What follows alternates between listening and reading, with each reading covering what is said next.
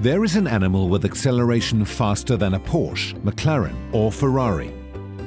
0 to 70 kilometers per hour in just 2 seconds. That's right. When it comes to pure acceleration from a standing start, a cheetah can embarrass top-dollar supercars. The cheetah can also do a 90-degree turn at 100 kilometers per hour. Unfortunately, as a species, this world's fastest land animal is living right on the edge of extinction. Join Kezia from Kenya, Casilla from Brazil, and Gubby from Germany as they also encounter an animal with a particularly bad reputation. They come face to face with mighty 4-meter Nile crocodiles during a cage dive. These 3 adventurers also spend time with a python, to the delight of some, but not all.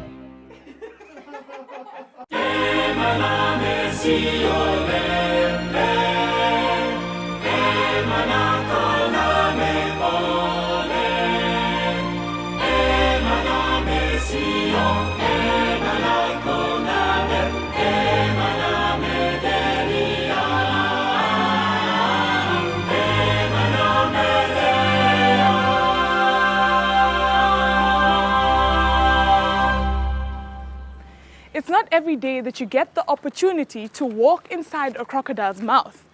But here at Kango Wildlife Ranch, we get close enough to be able to count his teeth live. Come with me and let's experience all this and much more.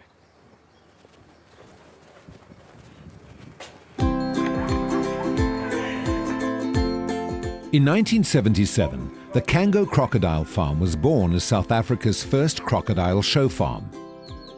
The new management felt they could do even more for conservation and decided to get actively involved with the plight of the endangered cheetah, and so Cheetah Land was also established. The Kango Wildlife Ranch is today home to more than 47 species of animals and reptiles.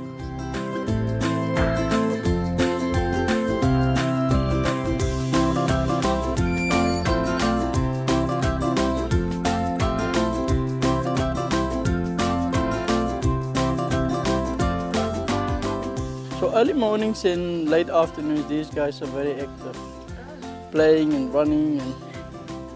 But the middle of the day, they do what cats do best, being lazy and sleepy. Yeah.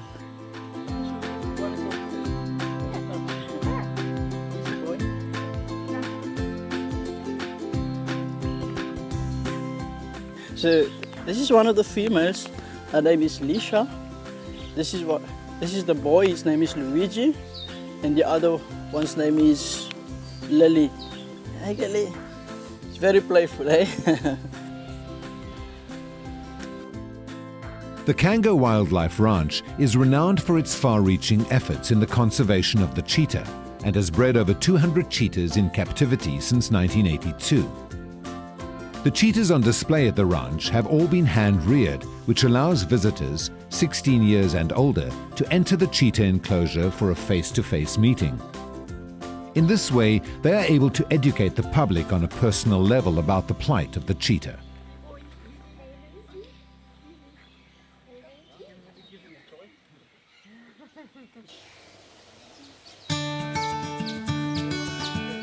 The cheetah, the world's fastest land mammal, is the most uniquely specialized member of the cat family and is able to reach speeds of 110 kilometers per hour.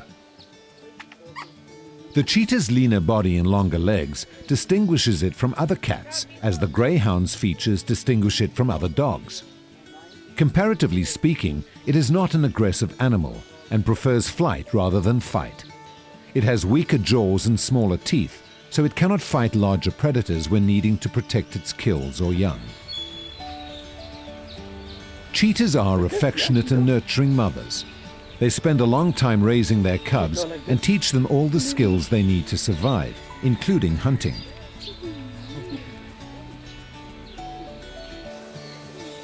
Cheetah cubs are blind and completely helpless at birth, but they develop quickly. Their eyes open and they begin to crawl around the nursery when they're just 4 to 10 days old. Preempting the threat from numerous types of predators, the mother moves her cubs to a different den every few days. She has to leave her cubs alone much of the time in order to hunt during their first 6 weeks, often traversing many kilometers in search of food. During this time, as much as 90% of cubs in the wild are lost to predators. It's what we call a night house. So we got a red piggy light in here to keep them warm at night. So, and we also got what we call a bedding here. So it's also nice and soft for them to keep them warm inside here. At 6 weeks, cubs often begin to follow the mother and start to eat meat from her kills. Mother and cubs then remain inseparable until the cubs are weaned.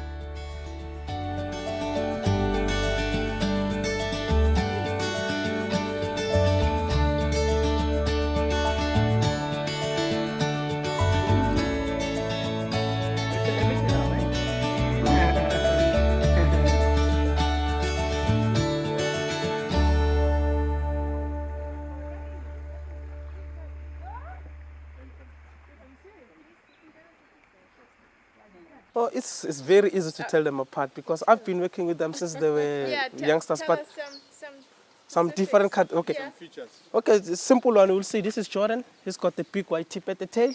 You'll see that one. George has got a small white tip at the tail. And as we'll see as well, Jordan, his spots are more close to each other, and George's spots are far apart from each other as well. And George is slightly bigger than Jordan as well. It's very easy to tell them apart.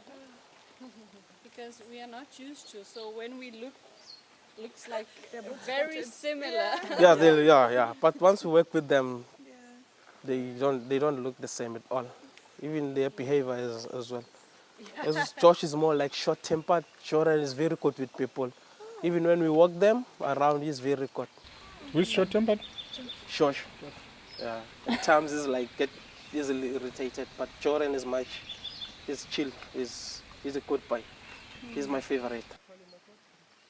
It has been estimated that in 1900, more than 100,000 cheetahs were to be found in at least 44 countries throughout Africa and Asia.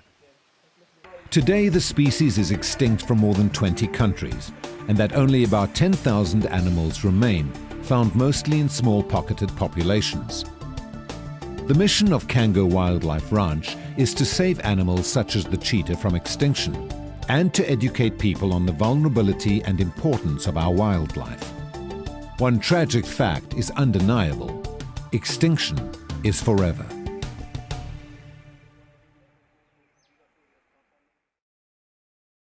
The crocodile species that we have in here, this is the common African Nile crocodile.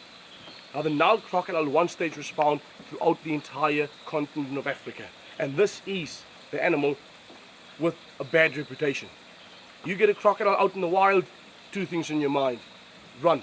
The other one, get away. Now this is where all the fun starts. Crocodile cage diving. A world's first. The idea is, of course, to, once you're in the cage, we lower you down. The water is clear, it's clean, swimming pool conditions. The water temperature, that's what a lot of people want to know. We keep them about 20, 23 degrees Celsius, and it is not that deep. So you don't need to be a qualified diver to do this. It's a simple technique. Hold your breath, go under, have a good look, and come up again. And now once in the water, if the crocs do not approach you, if they do not swim towards the cage, we operate the crane, we'll take you to them. Oh, wow. We'll get you so close, you won't be able to count their teeth. I cannot believe I'm doing this. As our guide said, this is the animal with the bad reputation. So there's 3 of them, eh? Yeah, Hannibal, Marbaker and Sue.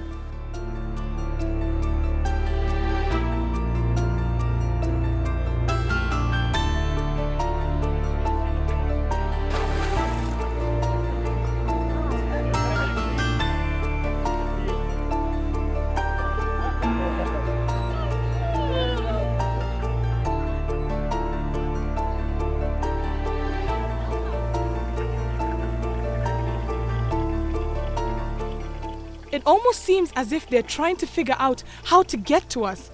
I can just see it written all over their faces. How do I get in? There must be a way. I'm sure there's a way.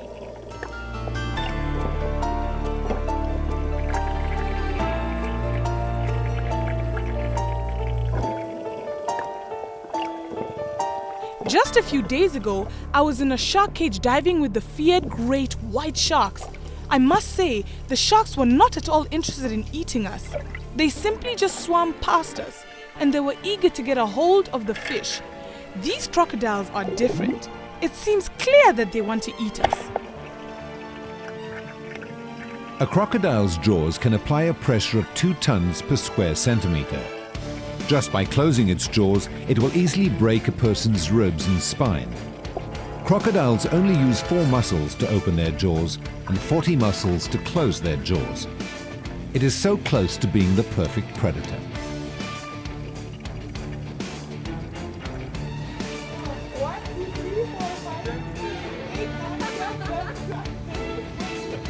There are a million teeth in there. This animal can leap with 3/4 of its body out of the water. It then bites the prey, drags it back into the water, and does the death roll. Crocodiles can stay submerged for up to 1 hour, and drowning is therefore another method they use to kill their prey. It is difficult to tell the age of a crocodile because they replace their teeth every 2 years. In an average life, they have 45 sets of new teeth. They have 66 teeth, 36 in the upper jaw and 30 in the lower jaw. The average lifespan of a crocodile is between 90 to 100 years. They keep on growing and reproducing until the day they die. The crocodile is the reptile with the biggest brain and also the only reptile with a 4-chambered heart. In this respect, the same as humans.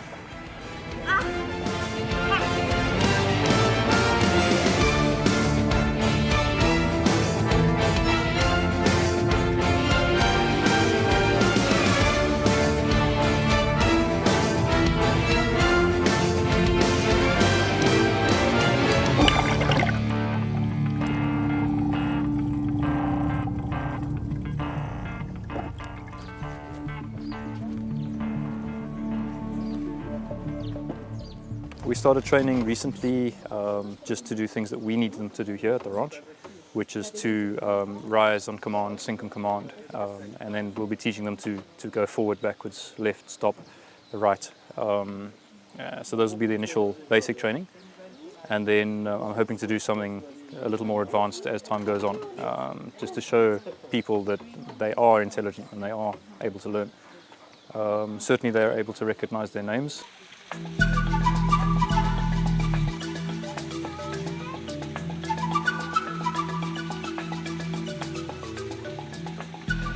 We do feed them with fish, chicken, any kinds of red meat. On special occasions, birthdays, anniversaries, they get difficult tourists. At Kango Wildlife Ranch, crocodiles are fed 2 to 3 times per week in summer, but in the winter they receive no food at all, resembling the pattern in nature. Crocodiles are reptiles and so are cold-blooded animals. Their body temperature depends on the environment, so the colder it gets, the slower the body functions. If it's too cold, they simply cannot digest their food. Crocodiles do not have a hibernation period, and therefore there is no winter sleep, but their metabolism slows down along with their heart rate. Here they don't hunt, we feed them. But if we're going to throw the meat towards them, they'll eat, they'll sleep, no exercise at all. At least this way, they're swimming towards the jetty. Once they get here, it's some physical exercise. They're using the tail, they leap quite high out of the water, so we are stimulating the brains, we're stimulating the muscles, we're giving them some real physical exercise rather than just eating and going back to sleep. And we have 4 of them right here, all ready to jump. Here we go. Come up.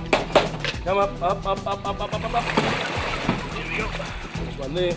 Come up here, up, up, up, up, up, up, up, up, up. Come, come. Oh.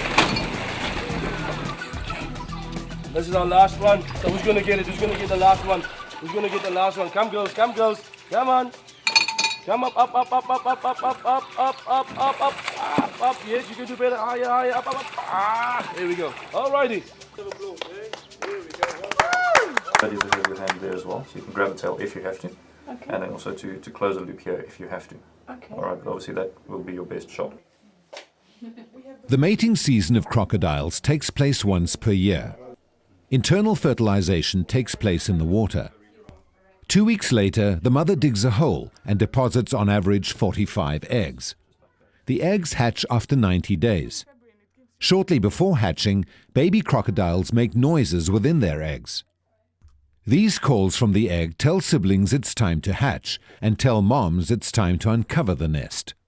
Once the nest is uncovered, the mother carries the babies to the safety of the water. Dá uma olhada nos olhos dele, que coisa mais magnífica.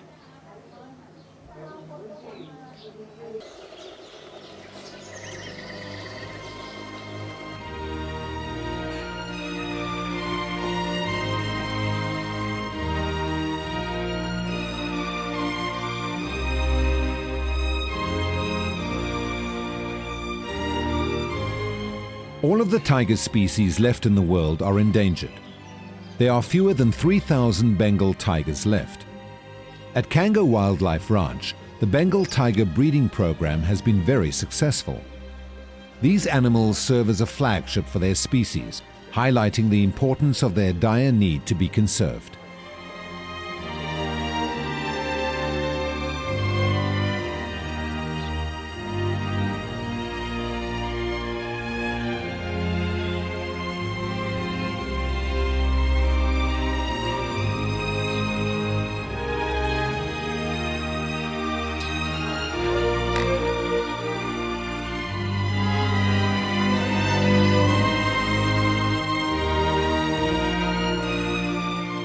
So this is Prickles. He's an African porcupine or Cape porcupine. It's the largest rodent we have in South Africa. Here we feed him a variety of vegetables. His favorite is beetroot, so normally his beetroot he eats first, so there's no evidence of it anymore. But he's got his sweet potatoes and squash, cabbage he likes something with a slight salt content to it as well.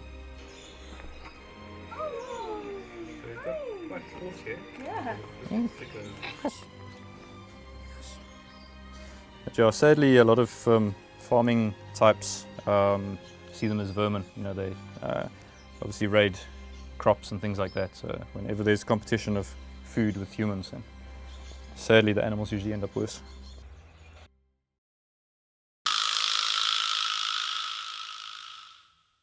Snakes have a huge amount of myths about them.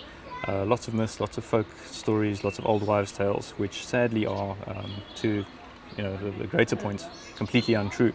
There's a tiny amount of fact which is taken and blown completely out of proportion with them. Snakes are massively, massively necessary in the environment. One individual, if you look at the smaller species, so any snake that's under 2 meters in length is classed as a smaller snake, that will eat well over 3,000 rodents in its lifetime. It's been researched, and those 3,000, of course, would have reproduced and created more and more rodents and a greater population. So they're hugely, hugely useful. Very, very few spitting snakes around. None of the snakes we have here at the park are spitters. But spitting snakes, of course, again, it's purely defensive. It's in an effort to try and avoid biting us. So they would again rear up. Typically cobras, they would rear up. They would try and make a hood, make themselves as big and as obvious as they possibly could. They would spray venom at us. Typically we would, the idea is to get it in our eyes so that it would keep us busy, or keep the attacker busy rather. Of course, snakes have many natural predators, and while the animal is kept busy, the snake can make its escape, so thereby avoiding any further damage to the predator. So they really do try extremely hard to avoid biting us. Of course, your rattlesnakes, they've got their rattles, they shake. You've got many, many snakes hiss. There's a few snakes which are unable to hiss, like the egg-eating snake, for example, which has then very, very rough scales, keeled scales, and they actually rub their skin together to create a rasping, a hissing sound. So these animals really do go out their way to try and avoid any damage to us. Yeah. The frequency of snake bites is extremely, extremely rare. Most bites occurring where people are trying to kill them. There's very, very few accidental bites where a snake has been trodden on and delivered a venomous bite. If it is a venomous snake, and of course there's a very small percentage of venomous snakes worldwide, usually the snake will bite and deliver what we call a dry bite, because they have complete control over their venom glands. So they decide how much or how little venom they inject. So again, as long as they're not provoked, then they will leave us alone. You ready? Yeah. Go. No, I'm not ready.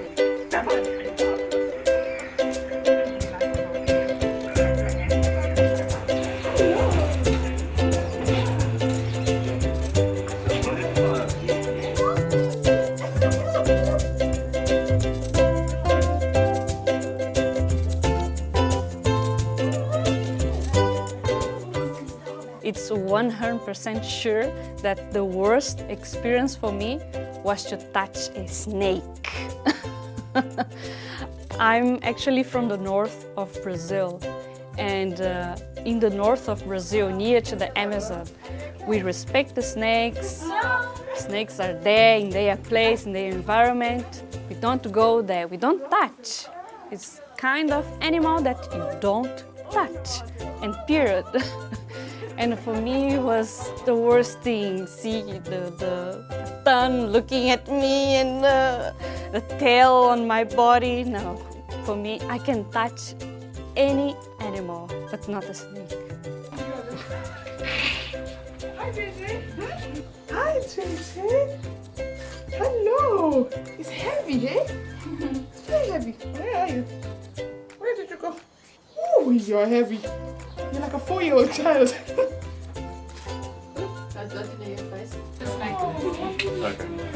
How is it? Awesome. Awesome. 25 Kilogramm Schlange. Wiegt eine ganze Menge, aber fühlt sich irre an. When God created the earth, He gave humans and animals a plant-based diet. In heaven, it'll be like that again. The lion and the lamb will lie together.